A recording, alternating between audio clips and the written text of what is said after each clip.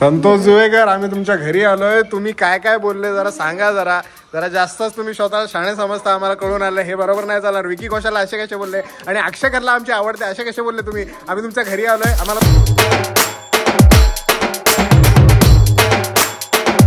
Favourite breakfast is here. Good morning मित्रांनो. घरी आलेलो आहे. आपण जिम करके अँड ब्लॉग वगैरे अपलोड कर दिया है. सॉरी लेट आ गया बट आलाय टाइमावर. सो आता नाश्ताकडे फोकस करूया.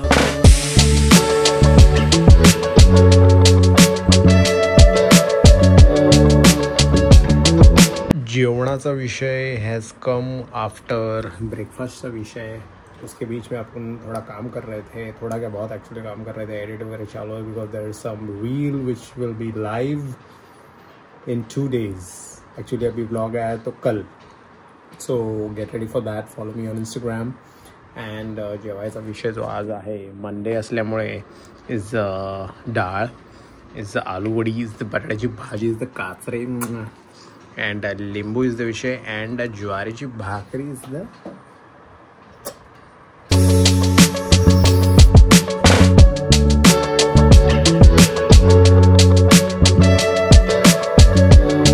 जेवणेंद्र बाहुबली के बाद अपन फिर से लामलेच हो गए. कुछ दिनों से अपन घर पे ही है तो अपन रेस्ट का पूरा लुफ्त उठा रहे हैं बॉडी के लिए. Proper rest because tomorrow again we will be going out and you know figuring things out, a lot of things.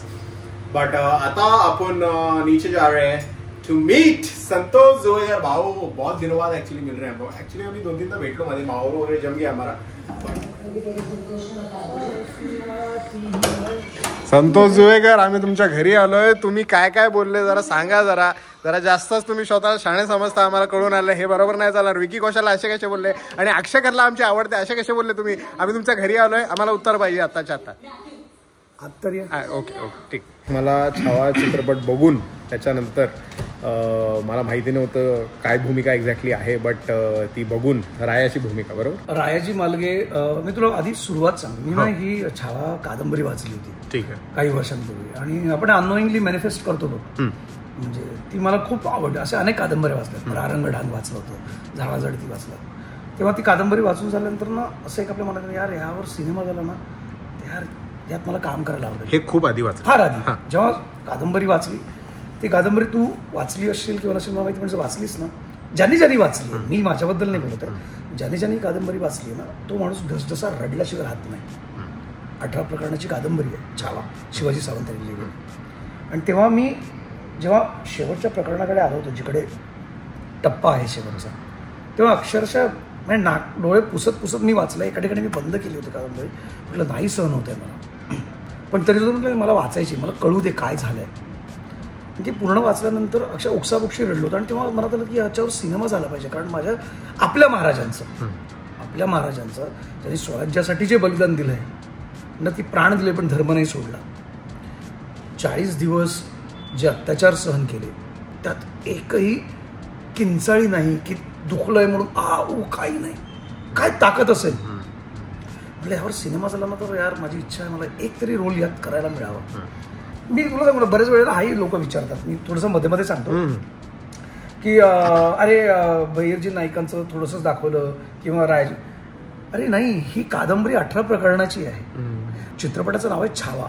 हा चित्रपट आपल्या महाराजांबद्दल आहे. त्यांच्या शौर्याबद्दल, त्यांच्या कर्तृत्वाबद्दल, त्यांच्या धैर्याबद्दल, त्यांच्या शौर्याबद्दल, त्यांच्या बलिदानाबद्दल आहे, त्यागाबद्दल आहे. 18 प्रकरणाची कादंबरी 2.5 तासात नाही बसू शकत रे. त्यामुळे जे महत्वाचे भाग होते ते घेतले गेले. 127 लढायांपैकी 9 लढाया आपण घेतल्या या सिनेमात. 127 लढाया दाखवणं कठीण ना, तर ती वेब सिरीज करावी लागली असती अनेक सीझन मध्ये. सो आमच्या वाटेला जे आलं, मी तू म्हणतो की जे आलं ते आम्ही 100% करण्याचा प्रयत्न केला एक कलाकार म्हणून. आणि मुळात मी नेहमी सांगतो की या चित्रपटात मला काम करायला मिळणं हे मी माझं नशीब समजतो. याच्या आधी खूप सिनेमे केलेत मी, याच्यानंतरही अनेक चांगले सिनेमे माझ्याकडे येतील. पण छावा सिनेमा माझ्याकरता ना ध्रुवताऱ्याचं स्थान आहे, जो माझ्याकरता सिनेमाच नाहीये. मी अनेक ठिकाणी सांगतोय, मनापासून सांगतो की छावा हा चित्रपट आमच्यासाठी चित्रपट नाहीये. तो आमचे दिग्दर्शक लक्ष्मण उतेकर सर, आमचे निर्माते, लेखक, आम्ही सर्वांनी मिळून एक छत्रपती संभाजी महाराजांचं मंदिर बांधण्याचा प्रयत्न केला. आणि त्या मंदिरातल्या भिंतीतली मी एक छोटीशी वीट आहे. याचं भाग्य मला मिळालंय. तयारी वगैरे काय करावी? तयारी म्हणजे मी तुला सांगतो, याच्या आधी अनेक सिनेमे करताना आपण वर्कशॉप वगैरे करतो. अनेक की वर्कशॉप होतं 5 दिवसाचं. ह्याच्यात फक्त ऍक्टिंगचं नसेल झालं, ह्याच्यात दुसरे पण सगळं पण झालं. म्हणजे तुला सांगू 4.5 महिने आम्ही एकत्र ट्रेनिंग घेतलं हॉर्स रायडिंग. याच्या अगोदर मी घोड्यावर बसलोय काही सिनेमांमध्ये, पण तो ज्याचा घोडा असायचा तो खाली धरून उभा असायचा. जेवढा तो सुंदर प्राणी दिसायला आहे तेवढाच तो डेंजरस आहे, प्रश्नच नाही. आणि मला या प्रशिक्षणात एवढं कळलं की घोडा म्हणजे घोड्यावर बसलात आणि घोडा चालतो नाही, घोडा खूप जाणतो, घोडा तुम्हाला आधी ओळखतो. घोड्याला जरा जरी कळलं ना की बॉस ही आपल्याशी जरा कम आहे, तो तुम्हाला रूल करतो. आयुष्यात पहिल्यांदा प्रशिक्षणाचा एक मोठा भाग मला खूप खूप गोष्टी शिकायला मिळाल्या. म्हणजे ना तो घोडा मी जो आमच्याकडे होता, जो घोडा जो शूटिंगला पण तोच होता, सुलतान नावाचा माझा घोडा होता. बरं प्रशिक्षण म्हणजे 1 तास 2 तास नाही, सकाळी 8 वाजता आम्ही जायचो तर संध्याकाळी 7 वाजेपर्यंत आमचं ट्रेनिंग चालायचं. सर तलवारबाजीपासून ते हॉर्स रायडिंग. हॉर्स रायडिंगच्या वेळेला त्या घोड्याला आम्हीच बांधलेलं असेल ते काढायचं, अटेंडेंट असायचा बाजूला जो घोड्याचा आहे मालक किंवा माणूस आहे. त्या घोड्याला आम्ही आधी येऊन फिरवायचं, त्याच्याशी गप्पा मारायच्या, त्या आपल्या हाताने खाऊ घालायचं, त्याला पाणी पाजायचं, त्याला गाजर दिली होती, गाजर घोड्याला द्यायचं. आम्हाला शिकवलं की गाजर असं नाही द्यायचं, कारण घोडा असं ते गाजर असं हातावर तळहातावर असं ठेवून असा हात ठेवून असं, आणि घोडा जेव्हा ते गाजर खातो त्याची जीभ तुमच्या हाताला लागते. हे बॉन्डिंग झालं पाहिजे, नुसतं घोड्याशी नाही रे. जेव्हा तलवारबाजी व्हायची ना किंवा मी ढालची वेपन्स आम्हाला होती, प्रशिक्षण सुरू व्हायच्या अगोदर त्यांच्याशी सुद्धा गप्पा मारायच्या, बोलायचं. कारण मावळे लढले ते मावळे होते, पण या तलवारी या ढाली हे भाले तो दाणपट्टा ते सुद्धा मावळेच होते ना, ते सुद्धा लढले आपल्या मावळ्यांच्या संगतीने. त्यामुळे ते सुद्धा तेच, त्यांच्यात एक जीव होता तो. सो तुमचं बॉन्डिंग होणं फार गरजेचं आहे तुमच्या वेपनशी. म्हणजे तुम्ही प्रॅक्टिस करताय तर त्याला एक ग्रॅटिट्यूड देणं, थँक्स म्हणणं, किंवा सुरू करण्याच्या अगोदर किंवा मला मदत कर, आपण दोघं मिळून छान करूया, सपोर्ट आपल्याला तू आहेस मी आहेस, दोघं मिळून धमाल करू, आपण मस्त करू. हे तुमचं बॉन्डिंग होण्याकरता. ही गोष्ट नव्याने शिकलो मी.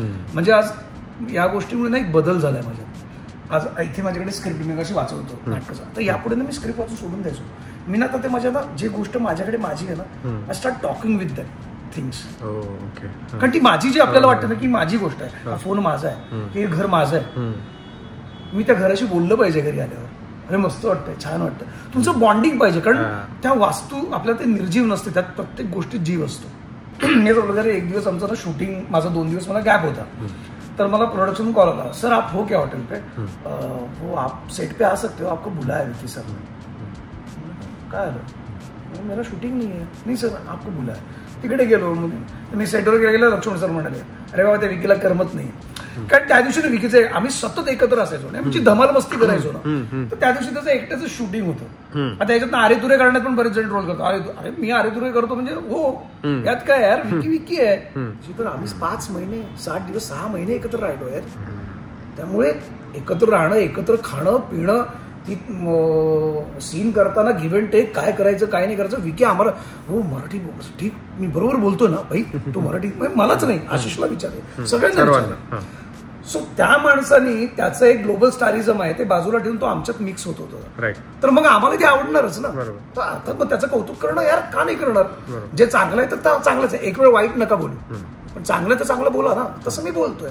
एनिवे सो हे बॉन्डिंग झालं. आणि त्याला त्या दिवशी वाटलं होतं की यार पग गया यार अकेला चुप चल रहा है, यार बुला यार संध्या को बुला, आशीष को बुला, टाइमपास मजा आता है, वो रहेंगे तो धमाल चालायची. त्यामुळे अरे काय की कौशल्य याला उभं तरी केलं असं मला कळत नाही. इतकं हेट्रेड, इतकी नफरत काय लोकांकडे, एवढा राग का भरलाय रे. बेसिकली मी पण तेच बघूनच इकडे आलो. स्पेसिफिकली मला जाणून घ्यायचं होतं की भाई नक्की काय, बिकॉज आपण हे खूप बाहेर ऐकत असतो लोकांकडून. लोक ऑफकोर्स फ्री इंटरनेट असल्यामुळे ट्रोल वगैरे करत असतात, मला पण ट्रोल करतात, त्याचं चालू असतं. मी तर लाईक करतो कारण एंगेजमेंट वाढते ना त्याच्याने. मी विकी कौशलला जेवढं थोडं जाणतो, मला माहिती आहे की भाई तो खूप चिल माणूस आहे, खूप मिक्स होतो आणि बेस्ट माणूस आहे. आणि बॉन्ड जर एवढ्या 6 महिन्याचं जर तुमचं आहे तर ऑफकोर्स ग्रेट असणार. आता म्युझिक लॉन्च होतं ना आमचं छावाचं, तेव्हा मी तर माझ्या आयुष्यात पहिल्यांदा AR रहमान साहेबांना असं लाईव्ह बघणार होतो. आणि या सिनेमाच्या काय म्हणतात या नशिबामुळे मी एअरो मध्ये बसून बघणार होतो रे. आता तिकीट मिळत नाहीत रे त्यांच्या शोची. आणि AR रहमान मला माहित नाही बाकीच्यांचं, अरे पण ज्या माणसाकडे बघून, ज्या माणसाला स्वतःचा आयडल समजून काही लोकांनी करिअर केली आहे म्युझिक मध्ये, त्या व्यक्तीला मी समोर पाहणार होतो, त्यांचं ऐकणार होतो गाणं, ते गाणार होते हे. आणि त्यात मला अचानक म्हणतात ना की वो बोनस तुक्का लगता है, जेव्हा कार्यक्रम संपताना सगळ्यांची नावं घेऊन स्टेजवर बोलवलं गेलं त्यात माझं नाव आलं. आधी मला कळेच ना की खरंच घेतलंय का. तर महेश दादा माझे भाऊच आहेत ते होते माझ्यासोबत. अरे जा तुला बोलवलंय जा. तर मी वर गेलो आणि तो गेलो ना मला बाकी काहीच दिसत नव्हतं. मला विकीने मला असं हाक केलं आणि मी एअर सगळ्यांच्या त्यांचं लक्ष नव्हतं ते तिकडे बघत होतं. मी असं एकदा त्याचं लक्ष मी मागे गेलो तर विकीने असं मला खांद्याला धरून परत पुढे घेतलंय आणि एअर रहमान साहेबांना असं हाताला धरून ओळख करून दिली आहे. सच अ ब्युटिफुल. कशाला काय करायचं करायची. माणूस चांगला आहे ना मनाने चांगला आहे विचारांनी चांगला आहे म्हणून तो करतोय. आणि त्याची ग्रेट थिंग तू सांगतोय लोकांना तेच सांगतोय म्हणजे असं काही वेगळं सांगत नाही. त्यांनी बोलवलं की भाई संत्या क्या आहे आज इधर चिल करू आणि त्याला पाहिजे होतं सोबती पाहिजे होतं म्हणून त्यांनी बोलवलं. बस तेवढं दिवस एकत्र शूटिंग करतोय आणि अचानक 2 दिवस आम्ही त्याचं एकदाच शूटिंग विहिरीतला जो सीन आहे ना ते शूटिंग चालू होतं. काही त्याचे सीन वेगळे चालू होते जे क्लोज वेगळे घ्यायचे होते तेव्हा आम्हाला सुट्टी दिली होती. आम्हाला बोलून घेतलं आम्ही लंच ब्रेक मध्ये टाइम त्याचं सीन आम्ही गप्पा मारला. सगळेच गेलेले. खूपच म्हणजे त्या धमाल गोष्टी किस्से तर खूपच आहेत. मेन दुसरा विषय म्हणजे जो चालू आहे की तुम्ही अक्षय खन्नाशी नाही बोलले. असा काय विषय झाला काय ऍटिट्यूड आलाय संतोष जोवेकरला की अक्षय खन्नाशी नाही बोलले. म्हणजे अक्षय खन्ना तर भाई माझ्यासाठी पण खूप मोठा ऍक्टर आहे आणि असं काय नक्की झालं काय भाई तुझ्यासाठी काय इश्यू होता. अक्षय खन्ना माझ्यासाठी तेवढाच माझा आवडता ऍक्टर आहे. पण आता या ट्रोलमुळे बोलत नाही ना तुम्हाला. अच्छा आता काय आला का सारव करायला. नाही सारव नाही मला प्रश्न पडलेला म्हणून मी बोललो मला जाणून घ्यायचं आता काय विषय नक्की. Thank you so much for that. लोकांना अर्धवट ऐकतात रे तुम्ही पूर्ण ऐकत नाही किंवा आता तुमचं माझं जे इंटेन्शन आहे ते चुकीचं गेलंय असं मला वाटतंय. अक्षय खन्ना यांनी औरंगजेबाचं कॅरेक्टर ती भूमिका केली. नाही तो इंटरव्ह्यू देत नाही किंवा तो सोशल मीडियावर येत नाही तो पब्लिसिटीला येत नाही. तो त्याचा इंडिव्हिज्युअल प्रश्न आहे ना. तो करत नाही म्हणून मी करायचं नाही का किंवा मी जे करतोय म्हणून त्यांनी करायचं का असं काहीच नाही. तो त्याचा प्रश्न आहे आणि तो मोठा ऍक्टर आहे ना त्याला गरज नाही रे. आम्ही बिचारे गरीब आहे स्ट्रगलर होते यार. We are strugglers. आम्हाला गरज आहे आमचं पीआर होणार. आणि त्याच्या आधी एक गोष्ट सांगतो त्या इंटरव्ह्यू म्हणजे जे मराठीत झाल्या ना मी स्वामींची शपथ सांगतो मी खोटं नाही बोलत यार. महाराजांची शपथ मी खरंच मनापासून थँक्स मी तेव्हाही म्हणालोय आपल्या मराठीत सगळ्या मीडियाला मी खरंच मनापासून थँक्स म्हणतो. कारण मी कारण पीआर करण्याकरता यू नो काय आपल्याला पेड पीआर करावा लागतो त्याचा. पण आज मला एक चाराडे पण द्यावे लागले नाही प्रत्येक चॅनलनी. मी even thanks to you also darling. आज मला माहिती आहे तू आज तुझं पॉडकास्ट जर कोणाला करायचं असेल तुझ्यासोबत तर काय करावं लागतं हे तुम्हाला मित्र म्हणून भेटावं लागतं पैसे वगैरे. नाही ऑब्व्हियसली पण ही मित्र म्हणून तुझे करतोयस फार मोठी गोष्ट आहे रे. तसंच त्याने पण मित्र म्हणून मला मदत केली की मराठी यार संतोष वगैरे आपला मराठीतला ऍक्टर आपण याचा इंटरव्ह्यू घेऊया आपण हे करूया. तर त्याला त्या लोकांनी त्या यांनी केलं. मलाही ते करावं असं वाटलं कारण मलाही बोलायचं होतं. मग हा बोलतो किती याचा रोल किती अरे मी बोलणार. मी त्या स्क्रीनवर असं डोकून जरी गेलो असतो ना तरी मी बोलणार. कारण छावा या चित्रपटात काम करणं त्या चित्रपटाचा एक भाग असणं फार मोठी गोष्ट आहे माझ्यासाठी. माझं नशीब आहे. फार लोकांना नाही मिळत ते आणि ज्या लोकांना मिळालं त्यातला मी एक आहे. आणि राहिलं विषय अक्षय खन्नांचा तर तो खरं अरे एक गोष्ट तुला सांगतो तो पुरुष नाटक ऐकलंयस नाना पाटेकर त्यांचा एक किस्सा आहे. प्रयोग चालू असताना ना त्यांना प्रेक्षकगृहातनं ऑर्डरीमधून प्रेक्षकातनं एका बाईने चप्पल फेकून मारली होती. प्रयोग चालू होता आणि चप्पल फेकून मारली होती. प्रयोग झाल्यानंतर ती चप्पल कर्टन उघडून त्यांनी विचारलं कोणाची चप्पल आहे. ती बाई आली आहे माझी आहे मला तुमच्यावर राग आलाय. तर धन्यवाद पण ही चप्पल मी तुम्हाला परत देणार नाही हे माझं अवॉर्ड आहे. कारण तो कलाकार इतक्या आत्मीयतेने इतकं त्याचा 100% देतो की बघा त्या प्रेक्षकाला त्या कलाकाराची चीड येते की तो तोच व्यक्ती आहे. पण माझी काहीतरी आस्था एक निश्चित माझी भक्ती आहे ना माझ्या महाराजांवर. ती पुस्तकं वाचल्यानंतर जो इतिहास मला कळलाय मी वाचलाय मी ऐकलाय त्यामुळे तो इम्पॅक्ट माझ्यावर आहे. त्यामुळे ते थोडासा राग येणं साहजिक आहे ना. कोणाला येणार नाही प्रत्येकाला येणार. आज माझ्या जागी जे ट्रोल करणारे आहेत ना ते त्यातला सुद्धा एक असतं ना त्यांनी हेच केलं असतं मला खात्री आहे. पण याचा अर्थ अक्षय खन्ना वाईटही नाही होत. पण अक्षय मी तेव्हा जेव्हा गेलो होतो सेटवर मला जतीन आमचे असोसिएट भाई अक्षय सर मिळलाय तर मी गेलो होतो पण त्या गेटअपमध्ये माहिती यार मला काहीतरी असं होतं नाही मिळणार. हा अक्षय नाही मिळणार हा नव्हता ऍटिट्यूड माझा.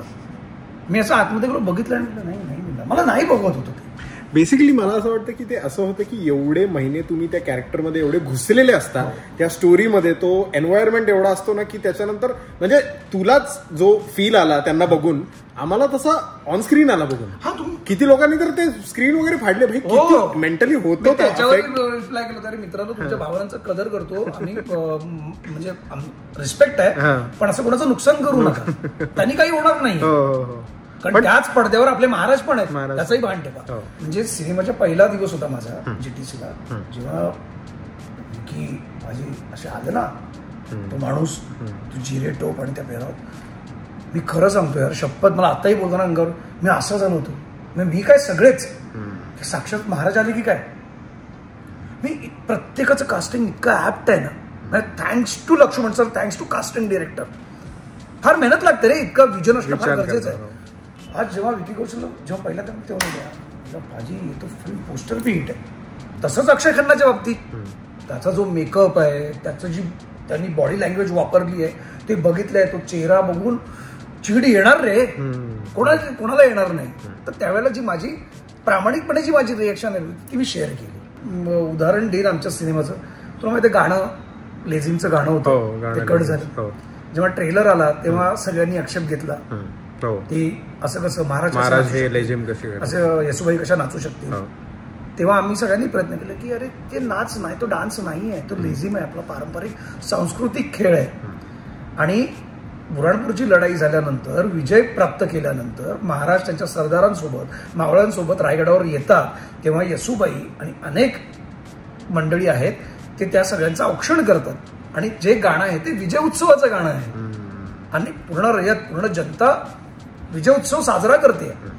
अनेक जण, एकच वर्ष झालं होतं महाराजांना जाऊन. अर्थात दुःख आहे, दुःख आहेच, पण केलेल्या लढाईतनं एका दुःखावर एका सुखाने मात केली आहे ना. आज महाराजांचं स्वप्न उराशी बाळगून राजांनी पहिली लढाई बुऱ्हाणपूरची केली, ते जिंकून आले, त्याचा आनंद होणारच ना. आणि तो रयतेला झालेला आनंद आहे. सो माझं दुःख मी दुःख करतो म्हणून रयतेनी पण करावं नाही होत ना. कारण आपले महाराज रयतेचे राजे होते, गोरगरिबांचे राजे होते. त्यांच्या सुखात आपलं सुख, त्यांच्या दुःखात आपलं दुःख मानणारे होते. मग एखाद्या सरांनी सांगितलं ना की एखाद्या मावळीनी सांगितलं असेल की महाराज 2 डाव खेळावं आमच्यासोबत, तर खेळले असतील ना. मला वाटतं 5-6 दिवसापासून बघतोय हे जे चालू आहे इंटरनेटवर, आणि संतोष आणि मी खूप दिवसापासून आम्ही मित्र आणि खूप दिवसापासून भेट बाकी होती. म्हणून मी बोललो की भाई भेट तर होईलच, बट मी हे काय इंटरनेटवर बघतोय. आणि मी बोललो की मला तर इंटरनेटवर भरोसा नाही, बिकॉज इंटरनेट कुठेतरी भलतीकडे विषय घेऊन जातो. पण मी बोललो की भाई समोर आलं पाहिजे आणि विचारलं पाहिजे काय. आणि महाराजांबद्दल ना खूप मला असं वाटतं की चुकीची इन्फॉर्मेशन कधी कधी बाहेर जाते आणि त्याच्यामुळे खूप इश्यूज होतात, लोकांना गैरसमज होतो आणि लोक काहीतरी भलत्याच झोनमध्ये जातात. मला कळत नाही का नेहमी ते होतं. भाई त्या फिल्ममध्ये काम करायला it's such a big honour. आणि जे तुझ्याबद्दल आता तू इंटरव्ह्यू दिला आणि त्याच्याबद्दल काहीतरी नेगेटिव्हिटी बाहेर आली, तसं सारंग आणि सुरतबद्दल पण चालू आहे. ते विलन आणि त्यांनी जे केलं, अरे हे वाईटच आहेत, वाईट म्हणजे तुम्ही एवढं सिरियसली कसं घेता. कलाकार आहे ना, कलाकार आहे. हो, त्यांनी केली. हो, आता मी म्हणतो की मला गणोजी करायचं नव्हतं, मला म्हणत मी खरंच केलं नसतं. पण एनिवे हा माझा विचार आहे ना, हा प्रत्येकाचा असू शकत नाही. पण त्यांनी केली, कलाकार म्हणून केली ना. आता त्यांना जर शिव्या मिळत असतील तर मग खरंच त्यांनी सुंदर काम केलं. एक्झॅक्टली पावती आहे. आज जर अक्षय खन्नाशी मला बोलायचं वाटलं नाही सेटवर, त्याचा अर्थ अक्षय खन्नाशी मी का बोलू, कोण आहे हे नाही. बरोबर, त्याचा तो मेकअप, त्यांनी केलेलं काम, तुझ्या प्रकारे सिंग करतोय बघून ती माहित नाही. मी हारलो, मी माफी मागतो त्या बाबतीत की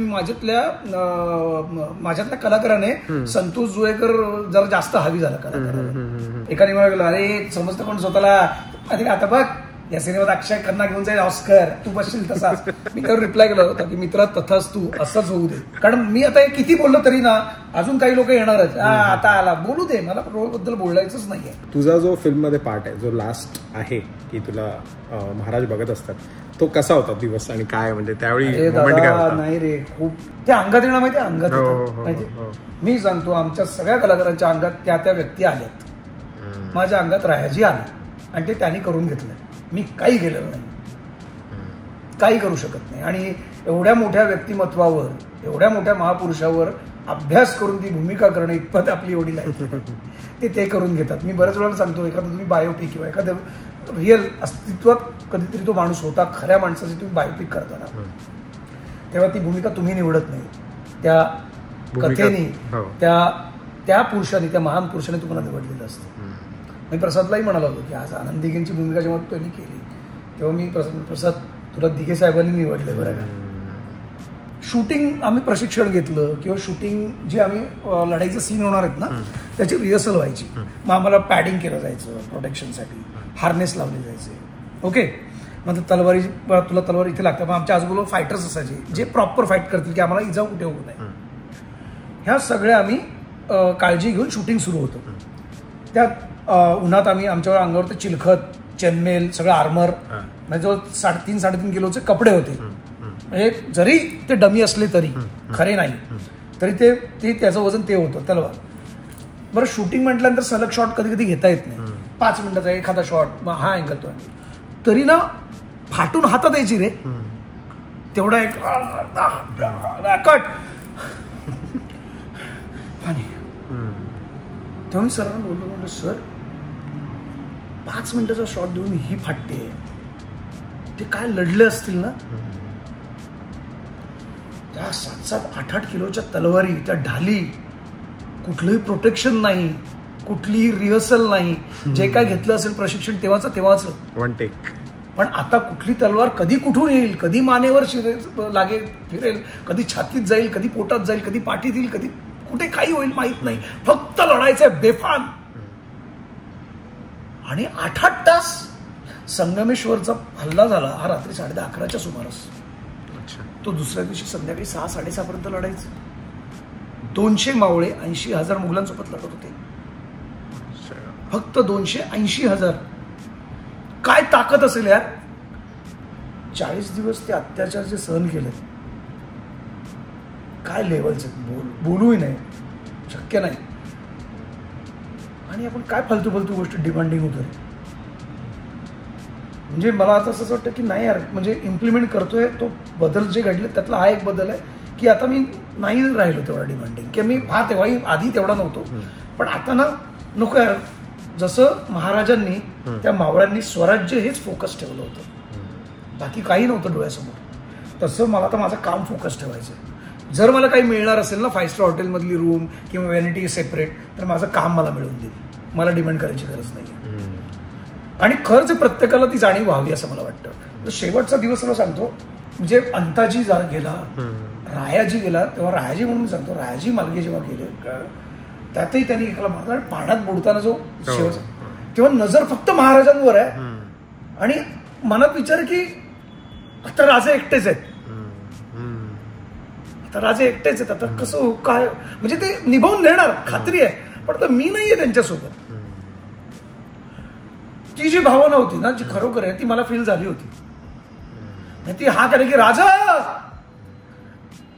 तो जो मुजरा करून गळ्यात तो पाण्यात जाणं, डोळे इथे राजांकडे की, आणि तो मुजरा जाणं, ते फील झालं होतं. मी शूटिंग झालं तर आताही अंगावर काढा येतो यार, तसंच झालं असं रे रायजींना, की आता कसं होणार, माझे राजे एकटेच आहेत. आता मूवी नंतर आल्यानंतर फर्स्ट रिॲक्शन तुझं कसं होतं पूर्ण पिक्चर पहिल्यांदा बघितल्यानंतर? मी खरं जेव्हा प्रीमियरला चित्रपट बघायला गेलो, असं यावेळी आपण केलंय, कारण आपण बरं आता आपण एक क्षेत्रातले असल्यामुळे सिनेमा बघताना आपल्याला कळतं अरे हा डमी शॉट आहे, डमी शॉट इथे, अरे हे हा क्रोमा आहे, हे आपले आपण बरोबर लय शाणे झालो ना, आपण टेक्निकली बघायला आपण त्याचं बघतो. पण या सिनेमात काम केल्यानंतर सुद्धा जेव्हा प्रीमियरच्या दिवशी ना, प्रीमियर संपला ना, कादंबरी वाचून जी हालत झाली होती ना, तिची कविता आहे शेवटची, जेव्हा कवी कलशला घेऊन जातात, कहा लेके जा रहे हो, रिहा कर रहे हो क्या, आणि मग महाराज आता हमने नमक है, हम आपके दुश्मन के जख्म पर लगने जा रहे हैं, आणि मग तिची कविता सुरू होतात. इरशाद कामिल यांनी लिहिलेली कविता आहे ती. तेव्हा अरे यार, तो जो औरंगजेब म्हणतो ना कि इतने जुल्म ढा रहा है लेकिन उसकी नजर बंद, आंख बंद भी नहीं होती, वो तो आंखें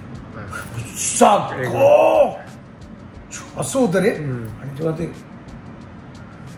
काय केलंय आणि त्या लिटरली त्या सिनेमात मी विकीला सरांना मिठी मारली आणि विनीतला पण म्हटलं यार फार भयानक आहे. आणि म्हणजे काय बलिदान असेल रे, काय सॅक्रिफाईस आहे, कशा याच्या पुढे कुठलं सॅक्रिफाईस आहे. अरे मी हे त्याग केलं, मी ना यासाठी ना स्ट्रगल केलं. मी माझ्या आयुष्यात 2 बिस्किटं आणि फक्त चहावर लागलोय आणि मी प्लॅटफॉर्मवर झोपलोय. अरे हाड हा सिनेमा पाहिल्यानंतर, ही कादंबरी वाचल्यानंतर तुमचं सॅक्रिफाईस, तुमचं स्ट्रगल घंटा तुमच्यासाठी काही महत्वाचं ठरत नाही. की तुम्ही खूप नशिबवान आहात आणि ते केवळ नशीब आपल्याला मिळालं तर राजांमुळे. मराठी डिरेक्टर, मराठी आपले कलाकार सगळे बघून मला एवढं बरं वाटत होतं. आणि त्याच्यानंतर मी ही ट्रोलिंग बघतो, मला असं होतं यार म्हणजे मराठी माणसाने नक्की करायचं काय, नीट काम करायचं का हे अशा गोष्टी करायच्या. म्हणजे तो काहीतरी सांगायचा प्रयत्न करतोय ज्याचा काहीतरी भलताच अर्थ लोक काढतायत, बट ते तसं नाहीये. म्हणजे आउट ऑफ कॉन्टेक्स्ट जे पकडला जातं, आउट ऑफ कॉन्टेक्स्ट हे लक्षात ठेवा. ज्यांना कोणाला वाटत असेल की भाई आउट ऑफ कॉन्टेक्स्ट संतोष काय जे चुकीचं काय बोललाय जे काय, त्यांनी प्लीज हा ब्लॉग बघा. म्हणजे तुम्हाला एक प्रॉपर आयडिया येईल की नक्की काय असतं. इंटरनेटची एक बाजू अशी असते, इंटरनेटची दुसरी बाजू अशी असते. मला ट्रोल केल्या एका गोष्टीने मी पॉझिटिव्हली यासाठी घेतो की मला एक गोष्ट कळली बाबा, अक्षय खन्नावर प्रेम करणारे खूप लोक आहेत. अक्षय भाई देखो क्या प्यार करते आपसे लोक. खरंच एकदम फालतू क्वेश्चन मला माहिती आहे, पण मला जाणून घ्यायचं आहे, संत्याभाई का रायाजी? हे नाही शक्यच नाही. पण अर्थात याचं कम्पॅरिझन होऊ शकत नाही. रायाजी मालगे छावा सिनेमा मी मगाशीच म्हणालो, माझ्यासाठी एक ध्रुवस्थान आहे, एक वेगळं स्थान आहे. त्या छावाचा मी इतर सिनेमांशी कम्पॅरिझन करत नाही. पण संत्या पण माझा आहे आणि रायाजी मालगे आपल्या सर्वांचे आहेत. सर्वात महत्वाचा प्रश्न, एंडिंग स्ट्रगलर झाला तर नेक्स्ट एपिसोड कधी? Please contact Viju Mane.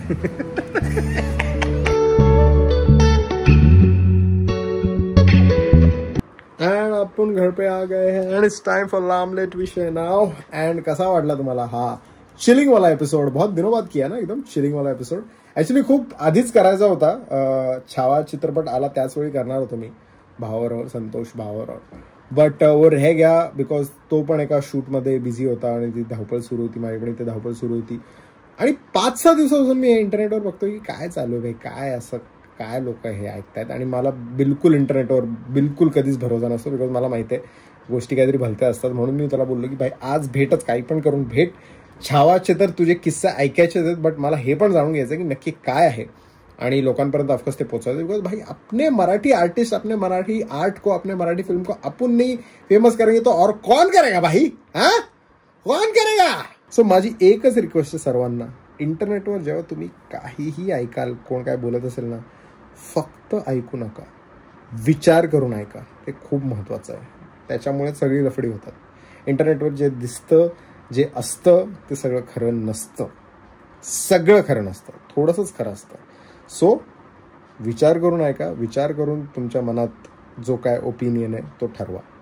म्हणून मी डिरेक्टली त्याला भेटलो आणि मी बोललो भाई मला जाणून घ्यायचं आहे आणि ऑफकोर्स तुझ्या फॅन्सला पण जाणून द्यायचं आहे की भाई असं आहे विषय. सो लाईक शेअर सबस्क्राईब फटफट करा, ब्लेम मॅजिक करा. आणि मला माहिती आहे ह्याच्या खाली पण कॉमेंट येणार आहे, हे भाई काय हे असं काय संतोष असं काय बोलला. भाई मला कंटाळा आला आहे. जे काय आहे ते या ब्लॉगमध्ये आहे. तुम्हाला आवडलं छान, नाही आवडलं तरी छान.